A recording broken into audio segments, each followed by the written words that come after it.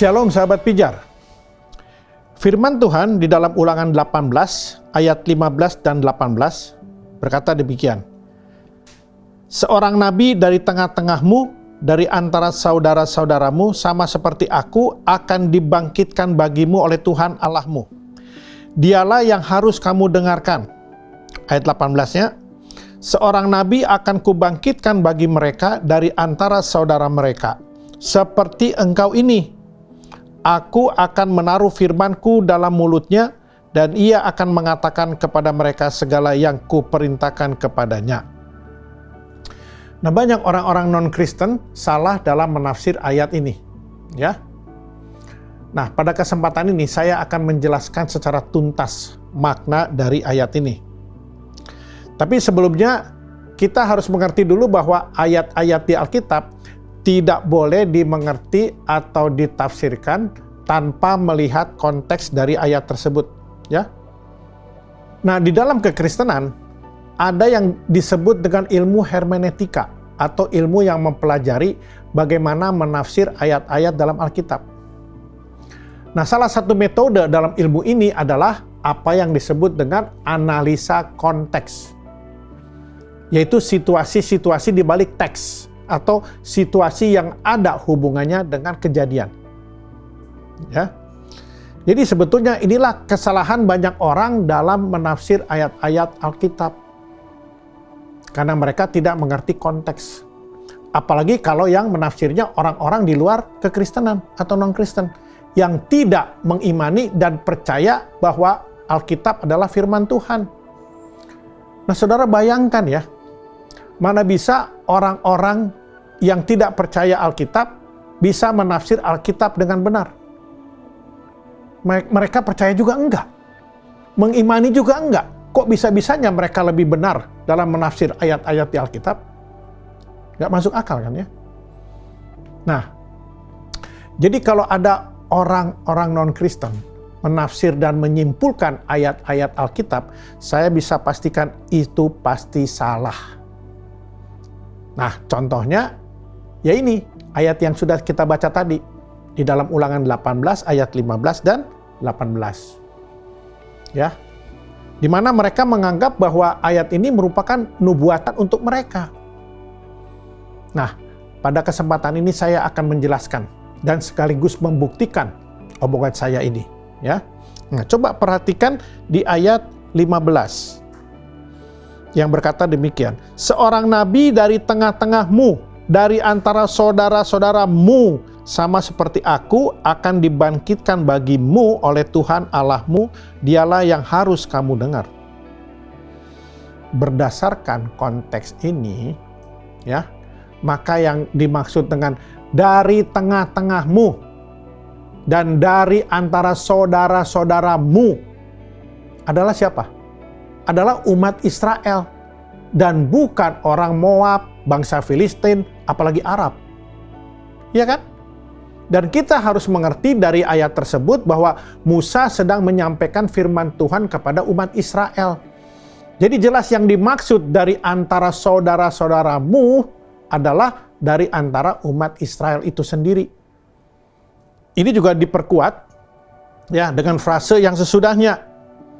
Ya, yang dikatakan sama seperti aku. Kita kan tahu ya, yang dimaksud aku di sini itu adalah pribadinya Musa itu sendiri. Sedangkan kita tahu Musa itu orang Israel dan bukan orang Arab. Ingat ya, yang dimaksud dengan bangsa Israel dalam konteks ayat ini adalah semua orang-orang yang lahir dari keturunan Ishak dan bukan keturunan Ismail. Ingat itu. Kita tahu bahwa kata Israel aja itu berasal dari apa? Allah yang mengganti namanya Yakub menjadi Israel. Nah, saudara bisa baca di dalam Kejadian 35 ayat 10. Firman Allah kepadanya, namamu Yakub, dari sekarang namamu bukan lagi Yakub, melainkan Israel. Itulah yang akan menjadi namamu. Maka Allah menamai dia Israel. Sedangkan kita tahu bahwa Yakub ini adalah anak dari Ishak dan bukan Ismail. Dan kalau kita baca silsilahnya, Yakub itu punya 12 anak, ya, yang akhirnya menjadi 12 suku bangsa Israel, yang merupakan cikal bakal sebuah bangsa pilihan Allah. Dan semua keturunannya sampai sekarang itu disebut bangsa Israel atau bangsa Yahudi. Jadi semakin jelas bahwa identitas Nabi yang akan dibangkitkan Tuhan berasal dari umat yang sama dengan Musa. Ya, ini berasal dari suku Israel, bukan bangsa Moab, Palestina, apalagi Arab. Jadi bisa disimpulkan berdasarkan analisis konteks, Ulangan 18 ayat 15 dan 18 ini, ya, dan menurut latar belakang teksnya, bahwa pernyataan Tuhan yang disampaikan oleh Musa, bahwa nabi yang akan dibangkitkan dari antara saudara-saudaramu adalah nabi yang berasal dari umat Israel, atau nabi yang memiliki hubungan langsung dengan umat Israel secara asal-usulnya, dan bukan dari bangsa di luar bangsa Israel. Jadi kalau ada yang menafsir bahwa nabi yang dimaksud di ayat 15 dan 18 ini adalah nabi yang bukan keturunan Israel, saya bisa pastikan itu sebuah kesalahan fatal, parah, dan mengada-ada, alias pakai ilmu cocoklogi, yaitu mencocok-cocokkan suatu nubuatan dengan apa yang mereka yakini, padahal sesungguhnya tidak cocok sama sekali, bahkan jauh dari maksud ulangan ayat tersebut dalam Ulangan 18 itu. Ya, jadi siapa sebetulnya yang dimaksud nabi di dalam nubuatan ayat ini? Nah, kita baca Kisah Rasul 3 ayat 22. Bukankah telah dikatakan Musa? Dengar ya.